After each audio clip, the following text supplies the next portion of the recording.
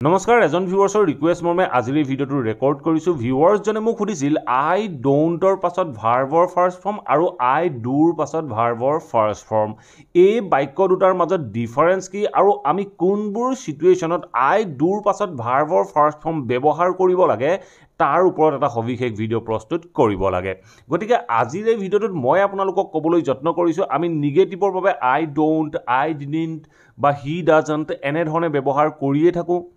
কিন্তু কিছুমান এফাৰ্মেটিভ সেন্টেন্সটো আমি আই ডু আই ডিড বা হি ডাজ এনেধৰণে ব্যৱহাৰ কৰিব লগা হয় আমি যিবোৰ এফাৰ্মেটিভ সেন্টেন্সত ডু ডিড ডাজ ব্যৱহাৰ কৰোঁ এই ডু ডিড ডাজৰ পিছত আমি নট ব্যৱহাৰ কৰিব নোৱাৰোঁ আমি কেনে ধৰণৰ বাক্যত ডু ডিড ডাজ ব্যৱহাৰ কৰিম সকলোখিনি জানিবলৈ যত্ন কৰিম উইথ এক্সাম্পলৰ সৈতে আপোনালোকে ভিডিঅ'টো স্কিপ নকৰাকৈ শেষলৈকে চাব আৰু এই টপিকটোৰ ওপৰত মই এটা সম্পূৰ্ণ ভিডিঅ' ইউটিউবত আপলোড কৰা আছে যদি আপোনালোকে সেই ভিডিঅ'টো চাইছে এই কনসেপ্টটো একেবাৰে সহজে বুজিব পাৰিব আৰু আপোনালোকৰ মাজত কোনো লাৰ্নাৰ্ছে যদি এনেদৰে অতি সহজ পদ্ধতিৰে কোনো নোট মুখস্থ নকৰাকৈ মোৰ হৈতে স্পোকেন ইংলিছৰ লগতে ইংলিছ গ্ৰামাৰ শিকিব বিচাৰে তেতিয়াহ'লে স্ক্ৰীনত ওলাই থকা নাম্বাৰটোত আপোনালোকৰ নাম আৰু এড্ৰেছ হোৱাটছআপ কৰক আমাৰ ফালৰ পৰা আপোনালোকক ক্লাছৰ সবিশেষ জনোৱা হ'ব আৰু আপোনালোকে এই নাম্বাৰটোত মোৰ হৈতে ডাইৰেক্টলি যোগাযোগ কৰিব পাৰে সো আহক এতিয়া ভিডিঅ'টো আৰম্ভ কৰোঁ আমি আমাৰ ডে টু ডে লাইফত এনে ধৰণৰ বিভিন্ন বাক্য কৈ থাকোঁ যিবোৰ বাক্য আমি নিগেটিভত ক'ব লগা হয় আপোনালোকে নিশ্চয় জানে নিগেটিভ বাক্যত যদি যেটো বাক্য আমি নিগেটিভত কম হে বাক্যটোত যদি কোনো হেল্পিং ভাৰ্ব ইউজ হৈ নাথাকে বা হেল্পিং ভাৰ্ব ব্যৱহাৰ হৈ নাথাকে তেনেকুৱা ক্ষেত্ৰত হে বাক্যবোৰ নিগেটিভ কৰিবলৈ যাওঁতে according to the tense আমি do does did ব্যৱহাৰ কৰিব লাগে সো ফাৰ্স্ট পাৰসনৰ লগত আমি do not ব্যৱহাৰ কৰোঁ আৰু থাৰ্ড পাৰসন সিঙ্গুলাৰ নাম্বাৰৰ লগত আমি doesn't ব্যৱহাৰ কৰোঁ এই কনসেপ্টটো আপোনালোকে নিশ্চয় জানে আৰু যদি আমি হে পাষ্টৰ বাক্যটো নিগেটিভ কৰিব লগা হয় তেনেকুৱা ক্ষেত্ৰত পাষ্টৰ বাক্যৰ কাৰণে আমি ডিডন্ট ব্যৱহাৰ কৰোঁ এই কনসেপ্টটো আপোনালোকে হয়তো নিশ্চয় জানে প্ৰেজেন্টত আমি ডু নট ডাজন্ট ব্যৱহাৰ কৰিম আৰু পাষ্টত আমি সকলোবোৰ সাবজেক্টৰ লগতে ডিডন্ট ব্যৱহাৰ কৰিম আৰু বাক্যটো যদি হেল্পিং ভাৰ্ব থাকে আপোনালোকে নিশ্চয় জানে হেল্পিং ভাৰ্ব থাকিলে হেল্পিং ভাৰ্বৰ পিছত আমি নট ব্যৱহাৰ কৰোঁ এই কনসেপ্টটো আপোনালোকে নিশ্চয় জানে কিন্তু এতিয়া আমি আমাৰ ডে টু ডে লাইফত কেতিয়াবা এনে ধৰণৰ কিছুমান বাক্য দেখা পাওঁ বা এনে ধৰণৰ বাক্য কিছুমান কোনো ব্যক্তিয়ে কোৱা শুনিবলৈ পাওঁ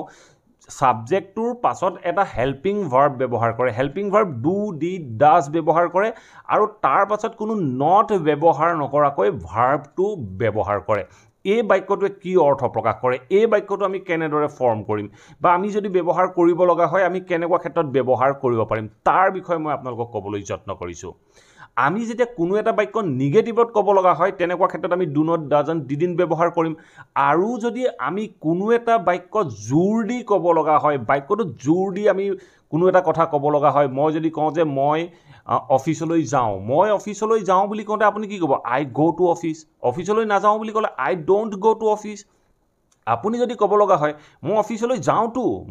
যাওঁ এনেধৰণে মই অফিচলৈ যাওঁ এনেধৰণে যেতিয়া জোৰ দি ক'ব লগা হ'ব ধৰক আপোনাক কোনোবাই কৈছে আপুনি অফিচলৈ নাহে আপুনি কৈছে আপুনি তেতিয়া কি ক'ব আপুনি ৰেগুলাৰ অফিচলৈ যায়েই তেতিয়া আপুনি বাক্যটো জোৰ দি ক'ব ন মই অফিচলৈ যাওঁতো এনেধৰণে যেতিয়া ক'বলৈ যাব তেনেকুৱা ক্ষেত্ৰত আমি সাবজেক্টটোৰ পাছত ডু ব্যৱহাৰ কৰিব লাগে এইটোৱে হ'ল কনসেপ্ট আমি যেতিয়া বাক্যটো জোৰ দি ক'বলৈ যাওঁতে according to the subject and according to the tense আমি ডু ডিড ডাজ ব্যৱহাৰ কৰিলে বাক্যটো জোৰ দিয়া বুজায় বা ইমফেসাইজ কৰা বুজায় এনেধৰণে জোৰ দিবলৈ যাওঁতে এনেধৰণে ইমফেসাইজ কৰিবলৈ যাওঁতে আমি ডু ডিড ডাজ সাবজেক্টৰ পাছত ব্যৱহাৰ কৰোঁ কিন্তু কনসেপ্টটো মনত ৰাখিব যে যদি বাক্যটো নিগেটিভ নহয় তেনেকুৱা ক্ষেত্ৰত আপুনি ডু ডিড ডাজৰ পাছত নট ব্যৱহাৰ কৰিব নোৱাৰে সো আমি কেনেদৰে ব্যৱহাৰ কৰিব পাৰোঁ দুটা এক্সাম্পলৰ মাধ্যমেৰে প্ৰত্যেকটো টেন্সৰ এটা বাক্য আপোনালোকক বুজাই দিবলৈ যত্ন কৰোঁ মই যদি এটা বাক্য কওঁ যে আই হেল্প হাৰ মই তাইক সহায় কৰোঁ মই তাইক সহায় নকৰোঁ বুলি কওঁতে আমি নিগেটিভত ক'বলৈ যাওঁতে আমি সিম্পলি বাক্যটোত কোনো হেল্পিং ভাৰ্ব নাই am is are was were have has had একোৱেই নাই বা ক্যান কুড চেল উইল একোৱেই নাই সো তেনেকুৱা ক্ষেত্ৰত আমি ডুৰ সহায় ল'ব লাগিব তেতিয়া আমি বাক্যটো ক'ম আই ডোণ্ট হেল্প হাৰ মই তাইক সহায় নকৰোঁ প্ৰেজেন্টৰ বাক্য সো মই কৈছোঁ যে মই তাইক সহায় নকৰোঁ তেনেকুৱা ক্ষেত্ৰত মই বাক্যটো ক'লোঁ আই ডোণ্ট হেল্প হাৰ তাৰ পিছত ধৰক মোক আপুনি কৈছে আপুনি তাইক সহায় নকৰে তেতিয়া মই আপোনাক কৈছোঁ মই তাইক সহায় কৰোঁ মই বাক্যটো জোৰ দি কৈছোঁ বা মই ক'ব পাৰোঁ যে মই তাইক সহায় কৰোঁতো মই তাইক সহায় কৰোঁৱেচোন এনেধৰণে যেতিয়া জোৰ দি ক'বলৈ যাওঁ তেনেকুৱা ক্ষেত্ৰত মই কি কৰিম ছাবজেক্টৰ পাছত যিটো ছাবজেক্ট হয়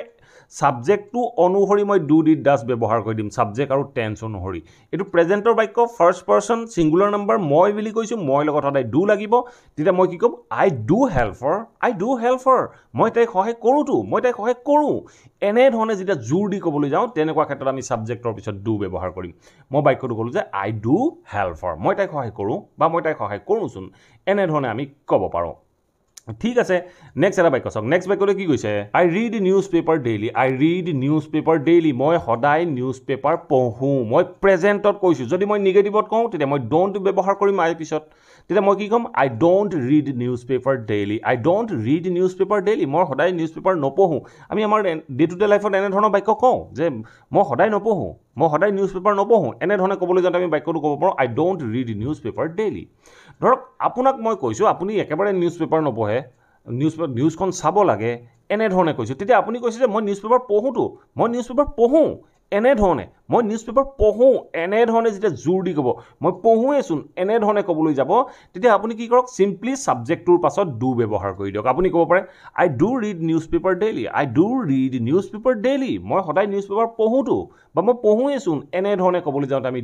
ডু ব্যৱহাৰ কৰিলোঁ I do read newspaper daily ঠিক আছে নেক্সট বাক্যটো চাওক নেক্সট বাক্যটো কি কৈছে he needs to know' the fact এই বাক্যটো চাওক কি ক'লে he needs to know' the fact he মানে ফেক্টটো জনাটো প্ৰয়োজন হি ফেক্টটো বা কথাটো জনাটো প্ৰয়োজন বুলি কৈছোঁ হি প্ৰয়োজন নহয় বুলি কওঁতে মই কি ক'ম প্ৰেজেণ্টৰ বাক্য হিটো থাৰ্ড পাৰ্চন ছিংগুলাৰ নাম্বাৰ তেতিয়া মই ডাজন্ট ব্যৱহাৰ কৰিম তেতিয়া মই ক'ব পাৰোঁ he doesn't need to know' the fact he সঁচা মানে কথাটো জনাৰ কোনো প্ৰয়োজন নাই বুলি কওঁতে আমি বাক্যটো ক'লোঁ he doesn't need to know' the fact he কথাটো জনাৰ প্ৰয়োজন নাই মই যদি এই বাক্যটো জোৰ দি ক'বলৈ যাওঁ হি কথাটো জনাটো প্ৰয়োজন এনেধৰণে জোৰ দি ক'বলৈ যাওঁ তেতিয়া মই কি কৰিম যিটো ছাবজেক্ট হয় ছাবজেক্টৰ পাছত আমি ডু ডিড ডাজ ব্যৱহাৰ কৰিম এইটো প্ৰেজেণ্টৰ বাক্য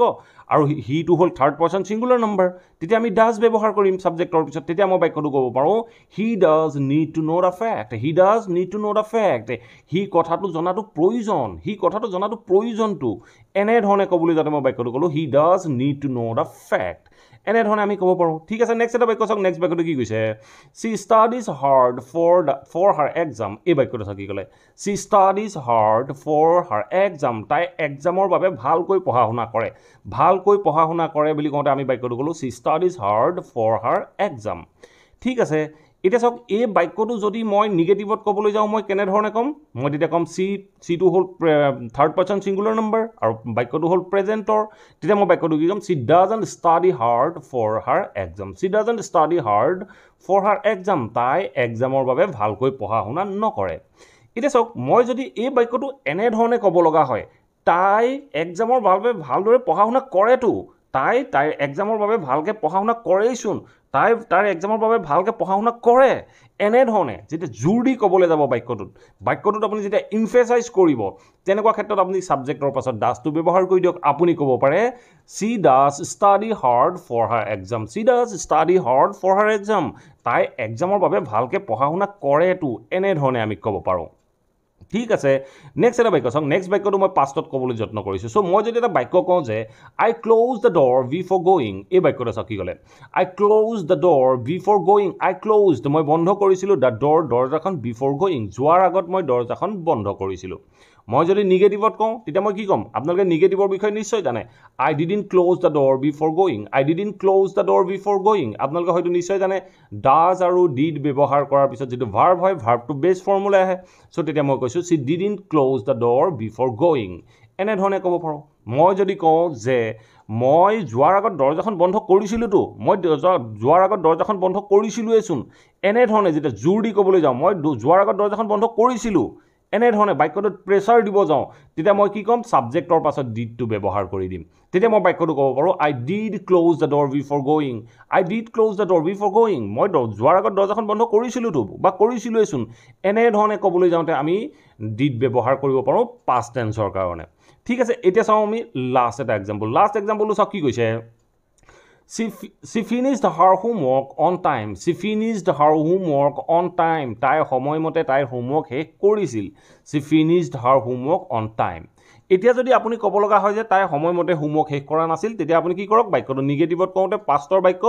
didn't ব্যৱহাৰ কৰক. আপুনি ক'ব পাৰে she didn't finish her homework on time. She didn't finish her homework on time. তাই সময়মতে হোমৱৰ্ক শেষ কৰা নাছিল. এতিয়া ধৰক আপুনি ক'ব লগা হ'ল তাই সময়মতে হোমৱৰ্ক শেষ কৰিছিল বা কৰিছিলেইচোন বা কৰিছিলটো এনেধৰণে আপুনি যেতিয়া বাক্যটো ইমফেচাইজ কৰি ক'বলৈ যাব জোৰ দি ক'বলৈ যাব পাষ্টৰ বাক্য আপুনি ছাবজেক্টৰ পিছত ডিড ব্যৱহাৰ কৰি দিয়ক তেতিয়া আপুনি বাক্যটো ক'ব পাৰে she did finish her homework on time. She did finish her homework on time. তাই সময়মতে হোমৱৰ্ক শেষ কৰিছিলেইচোন কৰিছিলটো কৰিছিল এনেধৰণে জোৰ দি ক'বলৈ যাওঁতে আমি পাষ্টৰ বাক্য ডিড ব্যৱহাৰ কৰোঁ. আশা কৰোঁ এই ভিডিঅ'টোৰ পৰা আপোনালোকে নিশ্চয় বুজিব পাৰিলে আমি বাক্যত কেনেদৰে ডু নট ডাজন্ট ডিডন্ট আৰু ছাবজেক্টৰ পিছত কি অৰ্থত আমি ডু ডিড ডাজ ব্যৱহাৰ কৰোঁ. যদি ভিডিঅ'টো ভাল পালে প্লিজ ভিডিঅ'টো লাইক কৰক আৰু সকলোৰে মাজত শ্বেয়াৰ কৰি যাবলৈ সমলি নাপাহৰিব. আৰু যদি আপোনালোকৰো কিবা কুৱেশ্যন বা টপিক আছে then let me know' in the comment box below' মই আপোনালোকৰ টপিক বা কুৱেশ্যনবোৰৰ ওপৰতো ভিডিঅ' প্ৰস্তুত কৰিবলৈ যত্ন কৰিম. আৰু যদি চেনেলটো ছাবস্ক্ৰাইব কৰা নাই প্লিজ ছাবস্ক্ৰাইব কৰি অল নটিফিকেশ্যন অন কৰি ল'ব. মই আপোনালোকৰ বাবে এনেধৰণৰ ভিডিঅ' ৰেগুলাৰ আপলোড কৰি থাকোঁ. আপোনালোকে নটিফিকেশ্যন পাব আৰু ভিডিঅ'বোৰ চাব পাৰিব. Thank you for watching this video. Have a nice day.